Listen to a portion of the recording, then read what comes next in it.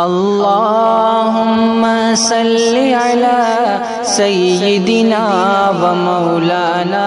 मुहम्मदिन अल्लाहुम्मा सल्लि अला सय्यिदिना व मौलाना मुहम्मदिन व अला आलिहि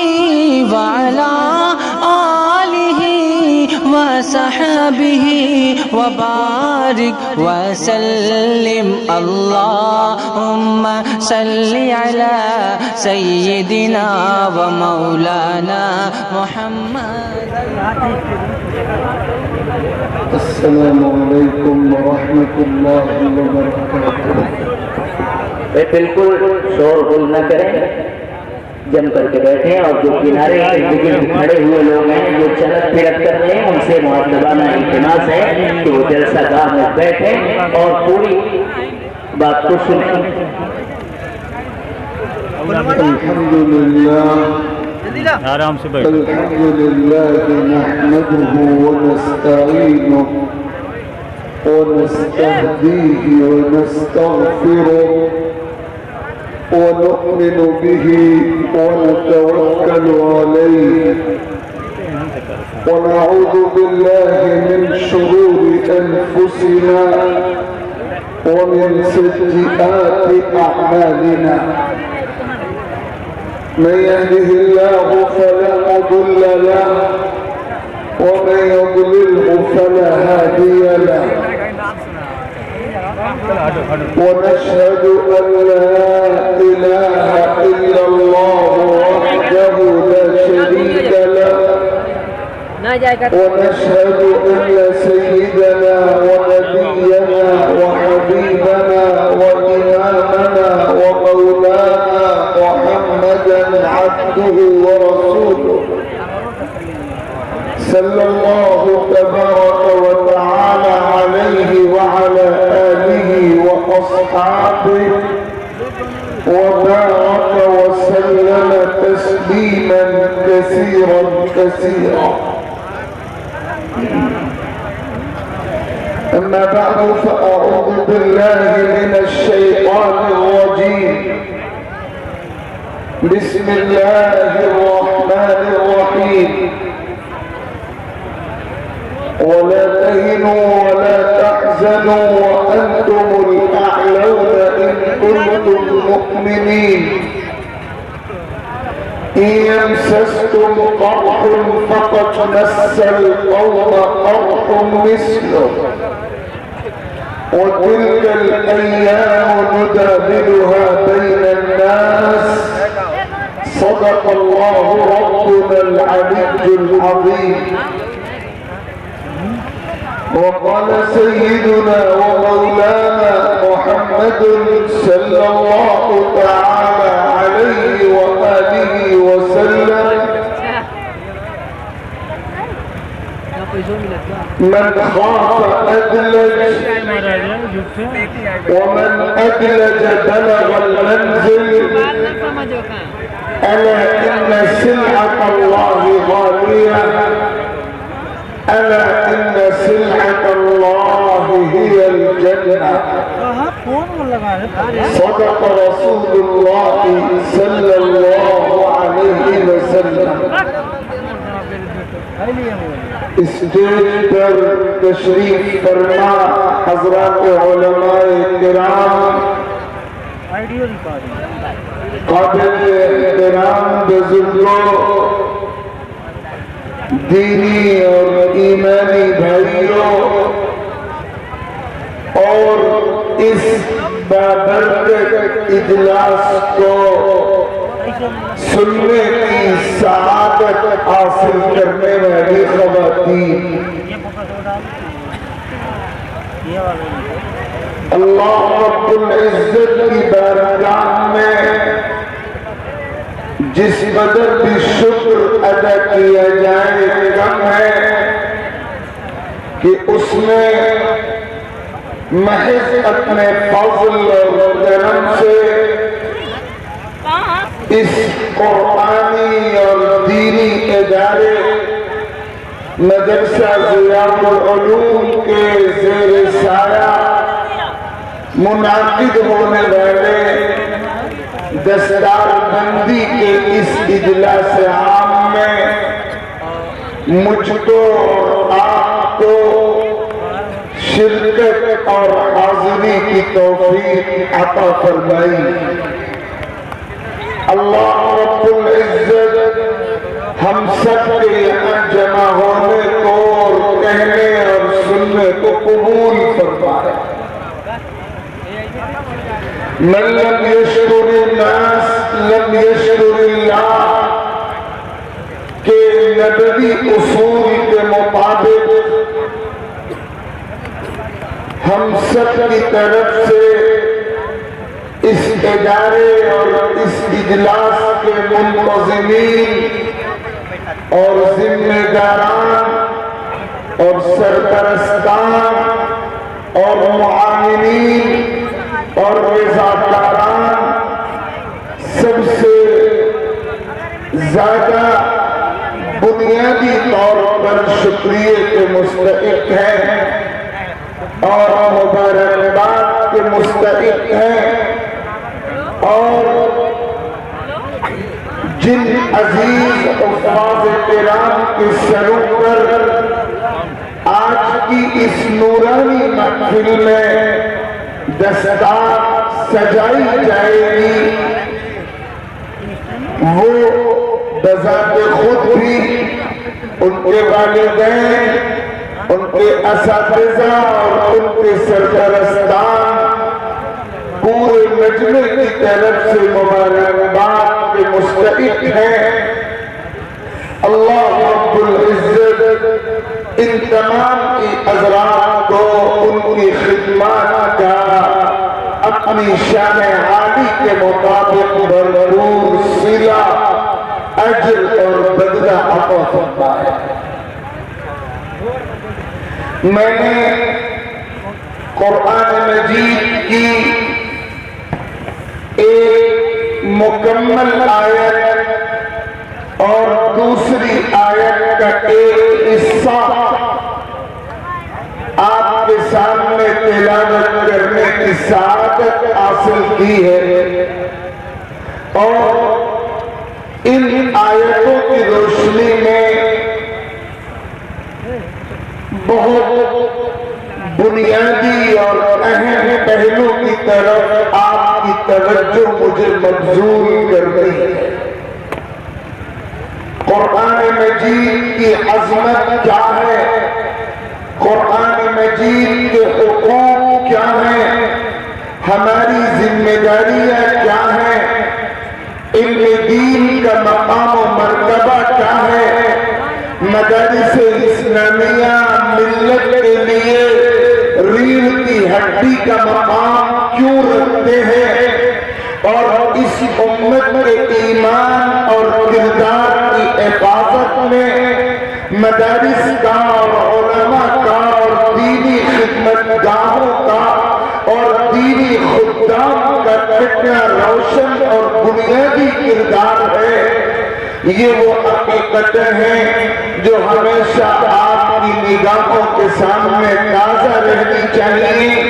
اور کل سے لے کر آج تک اور اب سے لے کر جلسے کے اخیر تک علماء کرام کی زبانی یہ بنیادی حقیقتیں بار بار آپ کے کانوں تک پہنچی ہیں، پہنچتی رہے گی۔ اللہ رب العزت آپ سب کو اپنی ذمہ داریاں محسوس کر کے پوری توجہ کے ساتھ ان کو انجام دینے اور ادا کرنے کی خاص توفیق مرحمت فرمائے۔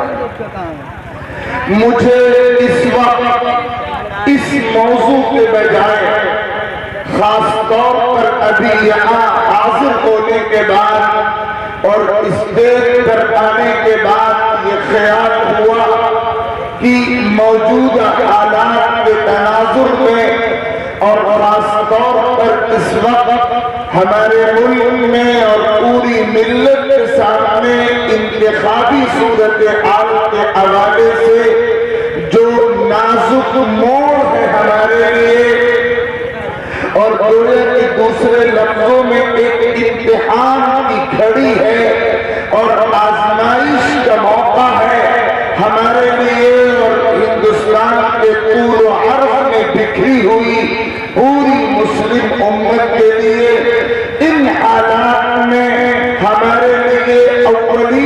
توجہ کے ساتھ کرنے کے کام کیا؟ مجھے جہاں بھی اس طرح کی مشترک مجلسوں سے، جن مجلسوں میں علماء بھی ہوں اور دین کے خدام بھی ہوں، خواص بھی ہوں، عاملین بھی ہوں، عوام بھی ہوں، بشعور لوگ بھی ہوں، سیاسی سطح پر کام کرنے والے افراد بھی ہوں، سماجی طور پر محنت کرنے والے لوگ بھی ہوں، فکر مند لوگ بھی ہوں، جہاں بھی مجھے ایسے مجموع سے خطاب کرنے کی سعادت ملتی ہے، میں اپنا اولین مذہبی فرض سمجھ کر اور ملی ضرورت سمجھ کر اور سماجی تقاضا سمجھ کر یہ بات توجہ کے ساتھ عرض کرنے کی کوشش کرتا ہوں۔ اس وقت ایک لمبی مدت سے ہندوستان میں خاص طور سے اور پوری دنیا میں عمومی طور پر جہاں بھی مسلمان آباد ہیں، پوری امت مسلمہ عجیب و غریب نازک حالات کا سامنا کر رہی ہے۔ کئی سال گزر گئے، امت کے سامنے بحران کے عجیب و غریب خطرناک حالات ہیں۔ امت کے لیے ایمان اور یقین کی بقا اور حفاظت کے چیلنج بھی ہے، اور پوری دشمن نابی امت اور خاص طور پر امت کے نوجوان اور امت کی نئی نسل کے ایمان اور یقین کو بگاڑ دینے کی کوشش میں دن اور رات مسلسل لگے ہوئے ہیں، اور اس کے لیے جال پھینکے جا رہے ہیں اور دام ڈالے جا رہے ہیں اور دانے اور لقمے ڈالے جا رہے ہیں، نوالے ڈالے جا رہے ہیں، اور امت کے افراد کو ایمان اور یقین کی بنیادوں سے محروم کر دیا جائے، اس کے لیے دن اور رات منظم پروپیگنڈے کے طور پر کوشش ہو رہی ہے۔ اسی طرح امت کو حلال کے بجائے حرام کے راستوں پر دوڑایا جا رہا ہے، امت کو حیا کے بجائے بے حیائی کی راہوں پر لے جایا جا رہا ہے، اور اخلاقی اعتبار سے امت کے افراد کو دیوالیہ بنا دینے کا کام پوری طاقت کے ساتھ ان تمام لابیوں کی طرف سے ہو رہا ہے جو اسلام کی تاریخ کے پہلے دن سے اسلام کی اور اسلام کے مشن کی اور سچائی کی اور کردار کی پاکیزگی کی اور ایمان کی اور یقین کی اور عقیدہ برحق کی دشمن رہی ہے، مخالف رہی ہے۔ یہ جو حالات ہمارے سامنے ہیں کہ ہمارا ایمان بھی خطرے میں ہے، ہماری نسلوں کا کردار بھی خطرے میں ہے، ہم سر سے لے کر پیر تک حرام میں ڈوبتے جا رہے ہیں، اور تعلیمی معاش پر ہم بالکل پچھڑے ہوئے ہیں، سیاسی سطح پر ہمارا کوئی وزن کوئی وجود باقی نہیں رہا ہے، اخلاقی اعتبار سے ہم بگاڑ کی آخری سطح تک پہنچ چکے ہیں، اور ہر طرف سے ہم پر تھو تھو ہو رہی ہے، اور ہمارے دشمن ہمیں جب جہاں جس طرح چاہتے ہیں اپنی سازشوں کا لقمہ اور نوالا بنا دیتے ہیں، اور ہر طرح سے ہم کو بے وقار اور بے اعتبار کر دیا گیا ہے۔ ان حالات کا رزلٹ یہ ہے، ان حالات کا نتیجہ یہ ہے کہ امت میں تین طرح کے الگ الگ گروپ تیار ہو گئے۔ میری بات آپ کو خشک لگے اور مزیدار نہ لگے تو بھی یہ کڑوا گھونٹ بہت توجہ کے ساتھ قبول کیجئے، اس لیے کہ اس حقیقت کو سمجھے بغیر ہم کو منزل کا سرا نظر بھی نہیں آ سکتا اور پکڑ میں بھی نہیں آ سکتا۔ یہ سچائی ہے، حالات چوطرفہ بگڑے ہوئے ہیں، اور ان حالات میں امت کے افراد مسلمان الگ الگ تین گروپوں میں تقسیم ہو چکے ہیں۔ آپ جائزہ لیں اپنے علاقے کی سطح پر آپ کو یہی تصویر دکھے گی. آپ جائزہ لیں اپنے خاندان اور گاؤں کی سطح پر, اپنے تعلقات اور اپنے سرکل کی سطح پر آپ کو یہی منظر نظر آئے گا. امت کے افراد الگ الگ 3 گروپوں میں تقسیم ہیں. ایک گروپ امت کی اکثریت کا ہے, اکثر مسلمانوں کا ہے. حالات جو خطرناک ہوتے جاتے ہیں, اکثر مسلمانوں کی صورت یہ بنتی ہے کہ وہ بالکل مایوسی کے شکار ہو جاتے ہیں. پچھلے کئی سالوں سے دیکھنے والی نگاہیں دیکھ رہی ہیں اور سمجھنے والے دماغ سمجھ رہے ہیں کہ امت کے اکثر افراد حالات کی خطرناکیوں کو دیکھ کر اپنے مستقبل کے حوالے سے بالکل مایوس اور نا امید ہو چکے ہیں, اور ایسا لگتا ہے کہ ان کی ہمتیں بالکل جواب دے چکی اور ان کے حوصلے دم توڑ چکے اور ان کے عزائم بالکل کمزور پڑ چکے, اور ایسا لگتا ہے کہ ان میں کوئی جان نہیں رہی, کوئی دم نہیں رہا, کوئی سکت نہیں رہی. جوش ختم ہوا, جذبہ ختم ہوا, ولولے ختم ہوئے, وہ بالکل مایوس نا امید تاریخی میں بیٹھے ہوئے. امت کے اکثر افراد کی تصویر یہ ہے. اور دوسری طرف ایک بہت بڑا طبقہ, بہت بڑا گروپ مسلمانوں میں ان افراد کا ہے کہ جب حالات کی خطرناکیاں بڑھتی چلی جاتی ہیں تو یہ طبقہ اللہ کی طرف رجوع ہونے کے بجائے اپنے کردار کا دیانتداری کے ساتھ جائزہ لینے کے بجائے اپنی خامیوں پر نگاہ ڈال کر ان کی اصلاح کی فکر کرنے کے بجائے اپنی کوتاہیاں دیکھ کر ان کو دور کرنے کا فیصلہ کرنے کے بجائے دنیا کے دوسرے جھوٹے اور کھوٹے سہاروں کی تلاش میں نکل کھڑا ہوتا ہے. ایک بہت بڑا طبقہ اس صورتحال میں مسلمانوں میں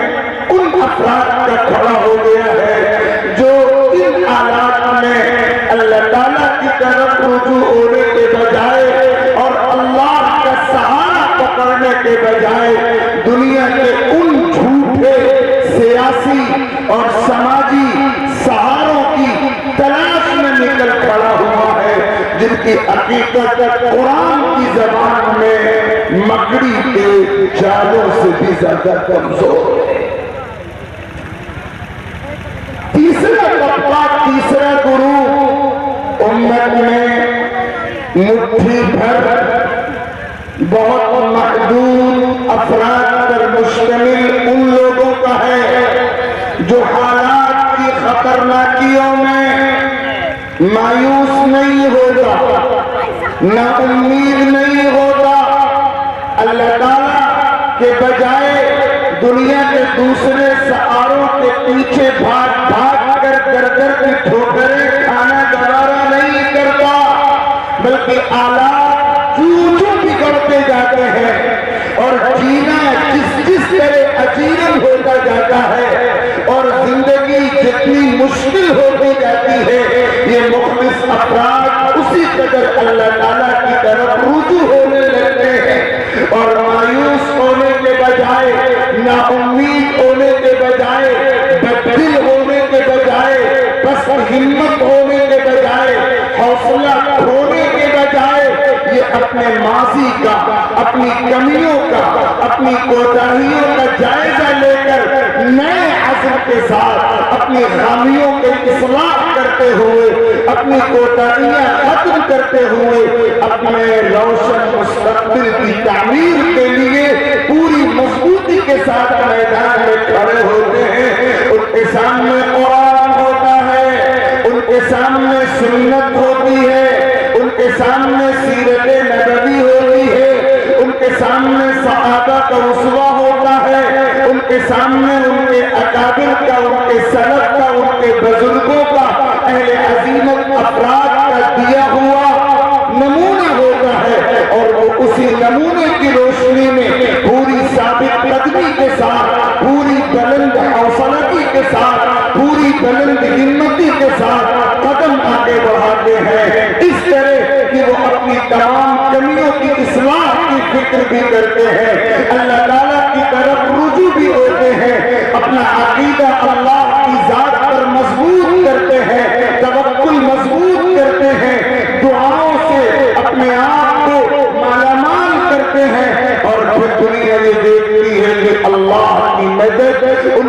شامل آل ہوتی ہے، اور اللہ تعالیٰ ان کے لیے مشکلات کو آسانیوں میں اور دشواریوں کو سہولتوں میں اور ناکامیوں کو کامیابیوں میں اور محرومیوں کو نوازشوں میں اور شکست کو غلبے میں اور ذلت کو عزت میں تبدیل فرماتے ہیں۔ اللہ تعالیٰ کی یہ سنت رہی ہے، اللہ تعالیٰ کا یہ قانون رہا ہے کہ اس کے جو بندے مشکل حالات میں اس سے لو لگاتے ہیں اور اپنی کمیوں کی اصلاح کر کے اپنے روشن مستقبل کی تعمیر کے لیے فکر کرتے ہیں، اللہ ان کی مدد کرتا ہے، اللہ کی نصرت ان کے لیے ابھر کر رہتی ہے۔ قرآن میں اس اصول کا بیان ہوا، حدیثوں میں اس اصول کا تذکرہ ہے۔ کتنی بار آپ کے کانوں تک یہ آیت پہنچتی ہوگی، یا ایھا الذین آمنوا ان تنصروا اللہ ینصرکم ویثبت اقدامکم۔ اے ایمان والو، اگر تم اللہ سے اپنا رشتہ جوڑو گے تو اللہ بہرحال تمہاری مدد کرتے رہے گا، تمہارے پیر جمائے گا، اس لیے کہ اس کے دربار کا قانون ہے وَلَيَنْصُرَنَّ اللَّهُ مَن يَنْصُرُهُ۔ اللہ ان لوگوں کی ضرور مدد کرتا ہے جو اس کے دین سے اپنا رشتہ مضبوط کرتے ہیں۔ میں نے خطبے میں جو آیت مبارکہ تلاوت کی سورہ آل عمران کی، اس میں یہی اصول بیان کیا گیا، وَلَا تَهِنُوا وَلَا تَحْزَنُوا وَأَنْتُمُ الْأَعْلَوْنَ إِن كُنتُم مُّؤْمِنِينَ۔ مسلمانوں، حالات کو دیکھ کر کبھی بھی اپنی ہمت مت کھو بیٹھنا، بزدلی کے شکار مت ہو جانا، کمزوری محسوس مت کرنا، غمزدہ مت ہونا، بے چین مت ہونا، حوصلہ مت کھو دینا۔ تمہیں سربلند ہو، غلبہ تمہارا ہی مقدر ہے، کامیابی تمہارے ہی قدم چومے گی، انجام کار منزل تمہارے ہی ہاتھ لگے گی۔ شرط یہ ہے کہ اللہ سے، اللہ کے دین سے، اللہ کے نظام سے، اللہ کے قانون سے، اللہ کی کتاب و شریعت سے تمہارا رشتہ مضبوط ہو جائے، پختہ ہو جائے، اٹوٹ ہو جائے، انمٹ ہو جائے، ایسا رشتہ جسے کمزور بھی نہ کیا جا سکے، دبایا بھی نہ جا سکے، توڑا بھی نہ جا سکے، خریدے بھی نہ جا سکے، اس کا سودا بھی نہ کیا جا سکے۔ ایمان پختہ ہو، اللہ کے نظام پر یقین مکمل ہو، اللہ کی ذات پر اعتماد پختہ ہو، اللہ کے نظام پر بھروسہ پورا ہو، تو اللہ کی مدد آ کر رہتی ہے۔ ہماری تاریخ اس کی گواہ ہے، كم من فئة قليلة غلبت فئة كثيرة بإذن الله والله مع الصابرين۔ دنیا کی تاریخ میں بار بار یہ لمحے آسمان کی آنکھ نے دیکھے ہیں کہ بہت چھوٹی سی جماعت تھی اللہ کے مخلص بندوں کی، جن کی مخالفتیں بڑی بڑی طاقتیں کر رہی تھی، لیکن یہ چھوٹی جماعت اللہ سے لو لگائے ہوئے تھی، اللہ کے نظام پر یقین کے ساتھ میدان میں اتر کر اپنا کام کر رہی تھی۔ اللہ نے غلبہ عطا کیا، کامیابی عطا کی، نہ موافق حالات کو موافق بنایا، نہ ہموار زمین کو ہموار بنایا، نہ سازگار صورتحال کو سازگار بنایا، حالات ان کے حق میں کر دیے اور دشواریوں کے فقر سے آسانیاں پیدا ہوئی۔ اللہ انہی کی مدد کرتا ہے جو اس کے دین پر چلے۔ یہ تین الگ الگ گروپ ہیں۔ ایک بہت بڑا طبقہ ان لوگوں کا ہے جو حالات کی خطرناکیوں کو دیکھ کر مایوس ہو جاتا ہے۔ یاد رکھیے، جو لوگ مایوس ہوتے ہیں وہ اپنے قدم ایمان کے راستے سے ہٹا کر کفر کے راستے کی طرف بڑھاتے ہیں، اس لیے کہ اللہ تعالیٰ نے اپنی کتاب میں یہ حقیقت بیان فرما دی، لا تیأسوا من روح اللہ انہ لا ییأس من روح اللہ الا القوم الکافرون۔ تم اللہ تعالیٰ کی رحمت و نصرت سے مایوس مت ہو جاؤ۔ مایوس وہ لوگ ہوتے ہیں جن کے سینوں میں ایمان نہیں ہوتا اور جو کفر کے قریب پہنچ جاتے ہیں۔ اسی طرح حالات کی خطرناکیوں میں جو لوگ اللہ تعالیٰ کی طرف رجوع ہونے کے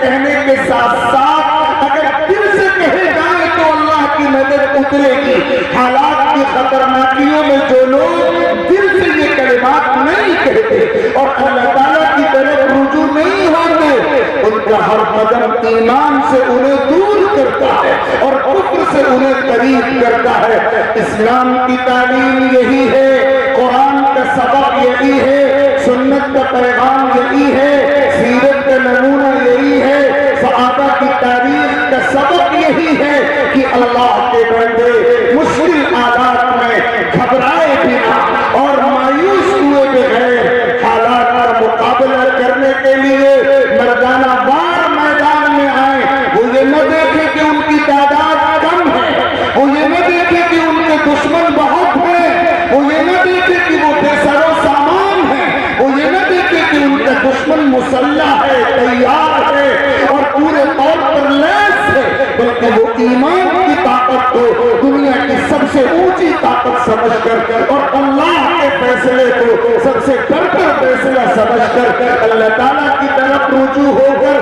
تمام ممکنہ اسباب اختیار کر کے میدان میں آئیں اور پھر ان کی آنکھیں دیکھیں گی کہ اللہ کی مدد کیسے اترتی ہے، اللہ کی نصرت کیسے نازل ہوتی ہے. یہ شعر بار بار آپ کے کانوں تک پہنچا ہوگا. فضائے بدر پیدا کر فرشتے تیری نصرت کو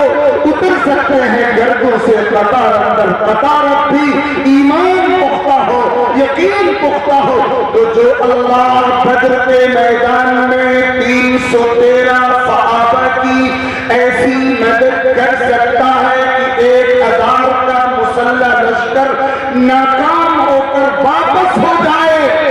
جو اللہ خندق کے میدان میں خندق کے موقع پر